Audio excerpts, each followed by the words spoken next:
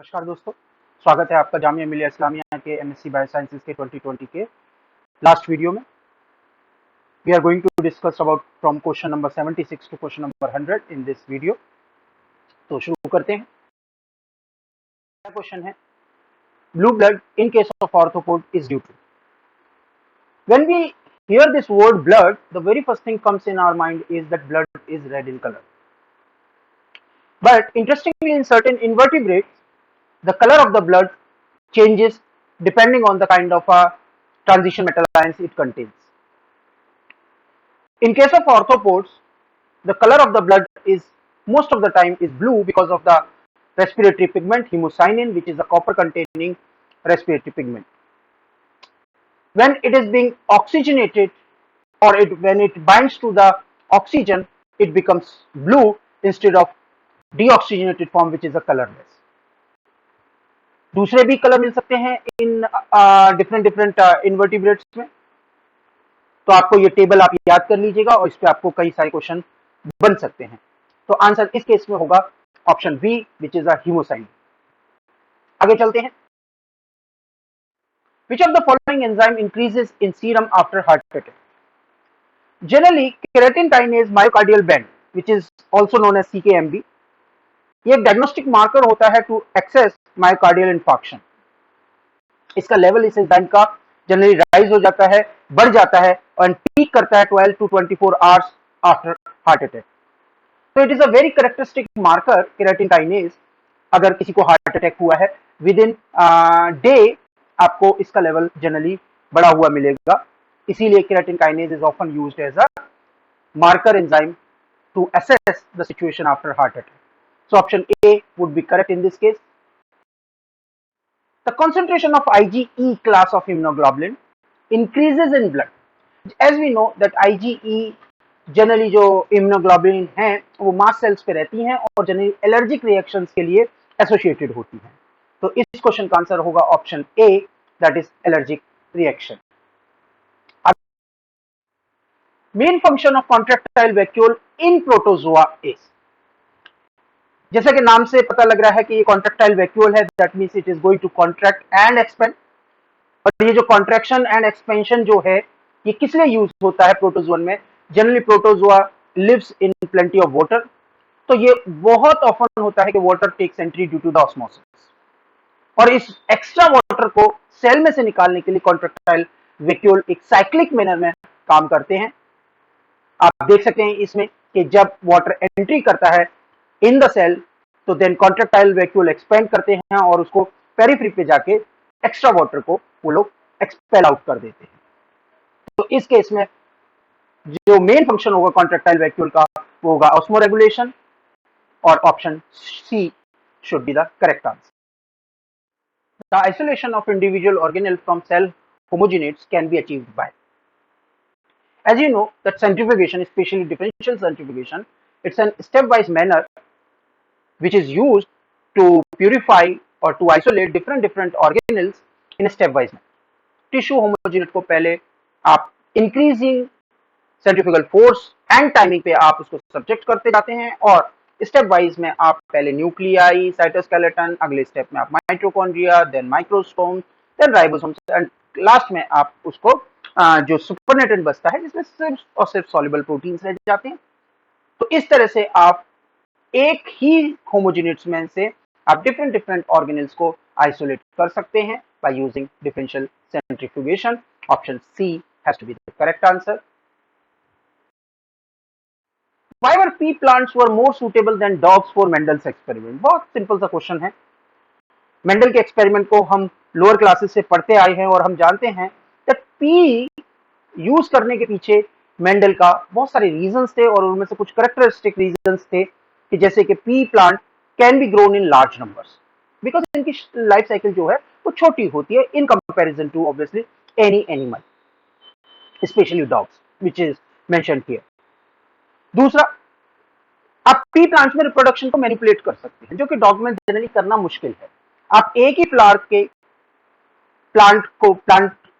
Plant के flowers से आप मेल और फीमेल के गैमेट्स को लेके आप उनको फ्यूज करा सकते हैं, क्रॉस पॉलिनेशन कर सकते हैं, सेल्फ फर्टिलाइजेशन कर सकते हैं। ये सब पॉसिबल जो है वो डॉग्स के केस में नहीं हो सकता। इसके अलावा एक और रीजन है that large number of contrasting character available होते हैं जनरली पीज में इन कंपैरिजन टू डॉग। तो इसीलिए generally dogs were not chosen by the Mendel. Instead, he chose pea plants for his experiment, classical genetics experiment. Hence, the option here would be that the pea plants can be self-pollinated. बाकी के सारे options जो हैं वो इतने correct नहीं होंगे। Organism phenotypically similar but genotypically different. ये तो बहुत simple सा question है। You know that the correct answer has to be C, heterozygous. Such organism जो कि फिनोटिपिकली एक जैसे लगते हैं बट जीनोटिपिकली आपको डिफरेंट होते हैं, ये वाली कंडीशन अगर आपने देखा हो एक टिपिकल मेंडल एक्सपेरिमेंट में F1 जनरेशन में आपको दिखती थी and they are often known as heterozygous. तो option C has to be the correct answer. Incomplete dominance is observed in. Incomplete dominance basically होता क्या है? इनकम्प्लीट डोमिनेंस एक कंडीशन है जिसमें phenotype of two different parents are blended. उन दोनों के करेक्टर आपको दिखते हैं, आपको एक जो है आपका डोमिनेंट करेक्टर भी दिखेगा और आपको रिसेसिव करेक्टर का भी इन्फ्लुएंस उसमें दिखेगा। जैसे आप इस केस में देख सकते हैं मिराबिलिस जलापा के फ्लावर्स केस में अगर रेड फ्लावर्स को क्रॉस किया जाए व्हाइट फ्लावर्स से तो आपको जो कलर है F1 जनरेशन का वो पिंक दिखता है। आप देख सकते हैं कि pink is a diluted character of both और mix character of both red and white, and that's where this phenomena is called as incomplete dominance. Dominance ही है but incomplete है, right? So in this case incomplete dominance is observed in Mirabilis jalapa. Option C has to be the correct answer. Loops in RNA molecules are RNA loops generally are formed due to the intra-base pairing. और याद रखिएगा ये जो intra-base pairing है it is exactly different, it is बिल्कुल contrast होती है जो डीएनए में हम देखते हैं ऑब्जर्व करते हैं, जहां पे कि इंटरबेस पेयरिंग होती है, दो स्ट्रैंड एंटी पैरेलल स्ट्रैंड उनके बीच में हाइड्रोजन बॉन्डिंग हो रही होती है। इस केस में आरएनए मॉलिक्यूल्स में जनरली एक ही स्ट्रैंड के अंदर हाइड्रोजन बॉन्डिंग होती है जिसकी वजह से स्टेम बनता है और लूप बनता है, इसलिए इसका आंसर होगा due to the intra strand base pairing between complementary basis.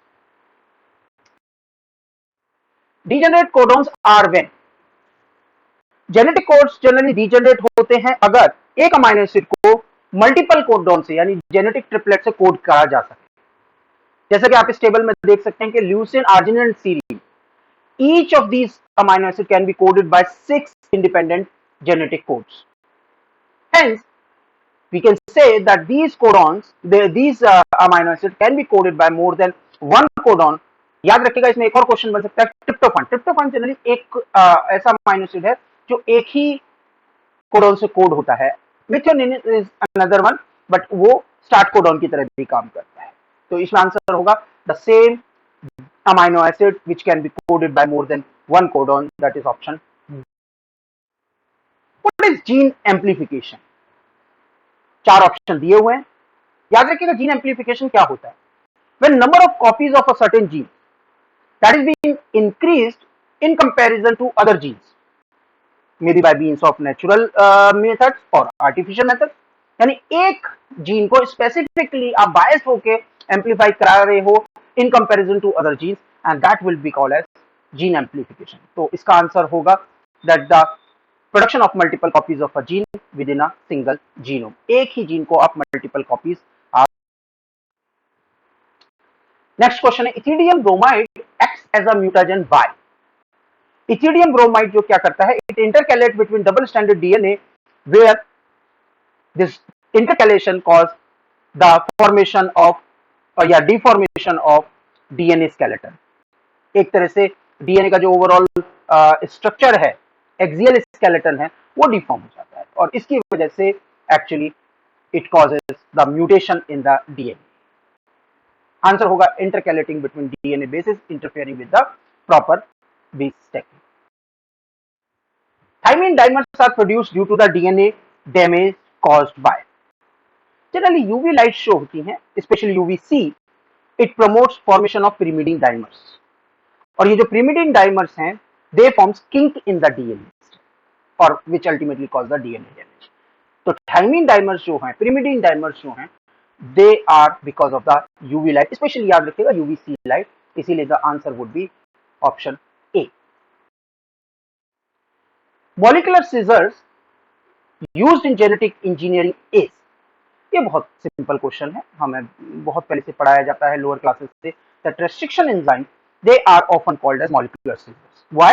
Because they recognise a specific short sequences where they cut, they recognise and where they cut.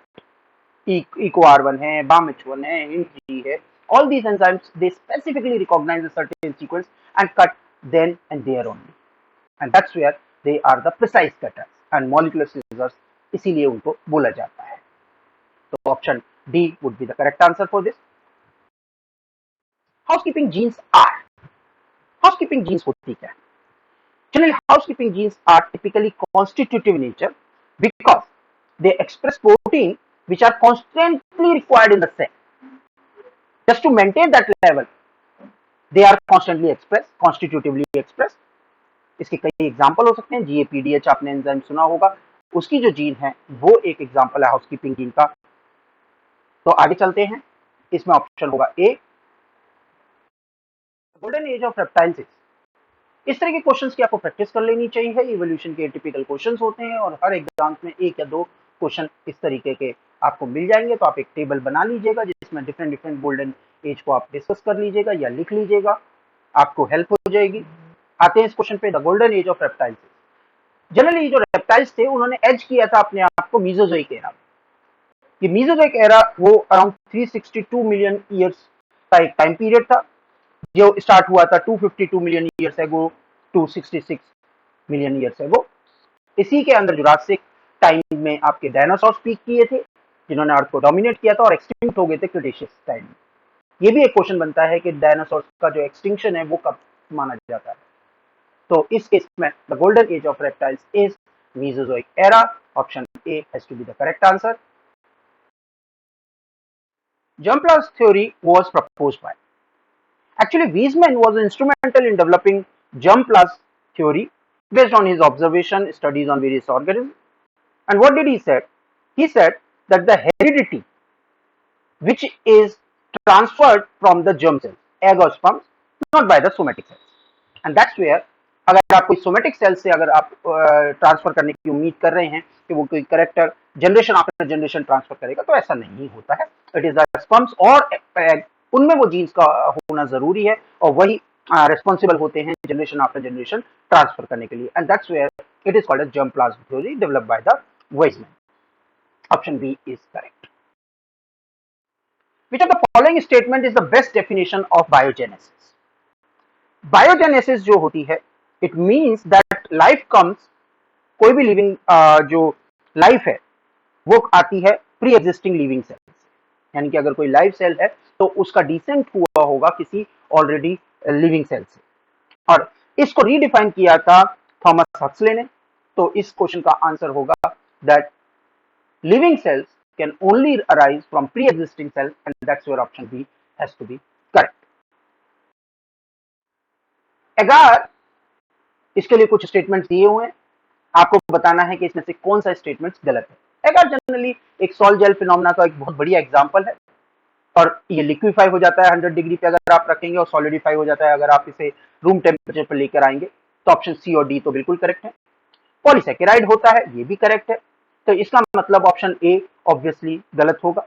It is a source of nutrient, नहीं, ये source of nutrient नहीं होता है। It is act as a background जिसमें कि microbes को हम culture करते हैं और उस कल्चर मीडियम में हम न्यूट्रिएंट्स प्रोवाइड करते हैं। तो एगार न्यूट्रिएंट कभी नहीं लेकर आता अपने साथ है। It is a background medium है, स्टराइल मीडियम है, जो कि अल्टीमेटली जिसपे जो बैक्टीरिया है after getting nutrient from the nutrient media और कल्चर मीडिया, वहां से वो ग्रो होते हैं। तो आगे चलते हैं, इसमें option A has to be correct बोलेंगे, but actually it is a wrong statement about the agar. Which of the following does not kill endospores? Endospores को डिसइंफेक्ट करने के लिए we use very high heat. तो any methods, कोई भी ऐसा process जिसमें कि आप बहुत ज्यादा हीटिंग नहीं प्रोसेस में यूज कर रहे हैं, तो ऐसे प्रोसेस से या मेथड से एंडोस्पोर्स बच जाएंगे। पाश्चराइजेशन में एक्जैक्टली यही होता है, which use mild heat to disinfect in the milk or any other thing। तो पाश्चराइजेशन एक बेसिकली कह सकते हैं कि एक मेथड है जिससे जो कि इनइफेक्टिव है अगेंस्ट एंडोस्पोर्स के लिए। इसीलिए इस केस में option D has to be the correct, that pasteurisation is ineffective against killing of endospores. Which of the following is most likely to be bactericidal? Membrane filtration, ionizing radiation, lyophilization, deep freezing. अगर आप ध्यान से देखें इस question में तो जो तीन ऑप्शन हैं ए, सी एंड डी, ये सारे ऑप्शंस जो हैं ये बैक्टीरियासिडल नहीं होते। आप जनरली किसी भी बैक्टीरिया को या किसी भी एरिया को डिसइंफेक्ट करने के लिए आप रेडिएशंस यूज कर सकते हैं, जो कि हम करते भी हैं। Ionising radiations would be the correct answer in this case, so option B has to be correct. आगे चलते हैं। बोtulism क्या होता है? Botulism is kind of a rare poisoning which is caused by a bacterial toxin called Clostridium botulism. ये जो toxin होता है ये एक नर्व टॉक्सिन होता है जो मसल्स को पैरालाइज कर देता है कई बार, तो इसीलिए botulism का यहाँ पे आंसर होगा type of food poisoning which is caused by the bacteria. Option B has to be the correct answer. आगे चलते हैं। Which of the following diseases caused by bacteria? Smallpox, tuberculosis, cancer, black rust of wheat. ये तो बहुत easy answer है, आप आराम से गेस कर सकते हैं। The tuberculosis has to be a bacterial disease. बाकी का स्मॉल पॉक्स जो है वो वेरियोला वायरस की वजह से होता है, यानी वायरस होगा उसका पॉजिटिव। कैंसर जो है वो अनकंट्रोल्ड ग्रोथ होती है सेल्स की, या फिर कई बार वायरस भी इन्वॉल्व होते हैं जैसे एचपीवी, ह्यूमन पैपिलोमा वायरस, इसकी वजह से सर्वाइकल कैंसर होता है। रस्ट जो है वो एक तरह से फंगल डिजीज है, तो इसमें ऑप्शन होगा B, that is tuberculosis is a bacterial disease. Which of the following is used in cheese making? Casein, rennet, lactase, invertase. One has to remember that rennet और renin ये एक generalized term होती है which is used for the enzymes which cause milk coagulation. In case of cheese making, common rennets जो use होते हैं उनके नाम है chymosin और pepsin. तो रेनिन जो होते हैं वो चीज मेकिंग में यूज होते हैं, और रेनिन एक कोई एंजाइम नहीं है, it's a generalised term which contains umbrella of enzymes or a group of enzymes which causes the same function, that is coagulation of milk. इसीलिए ऑप्शन होगा B, that is renin. Genetic transfer through virus is called as sexduction, transduction, conjugation, transformation. Generally जो virus के through bacteria के अंदर genetic अगर transfer हो सकता है तो उसको हम बोलते हैं ट्रांसडक्शन, जो कि दो तरह का हो सकता है, स्पेशलाइज्ड ट्रांसडक्शन और जनरलाइज्ड ट्रांसडक्शन। उसके बारे में आप पढ़ लीजिएगा। तो इसमें ऑप्शन होगा genetic transfer through virus is called as transduction, option B. के साथ हमारा जो जामिया बायोसाइंसेस का लास्ट वीडियो था वो खत्म होता है। आप सबका प्यार ऐसा ही बना रहे। प्लीज लाइक करिए, शेयर करिए, सब्सक्राइब करिए। Thank you very much.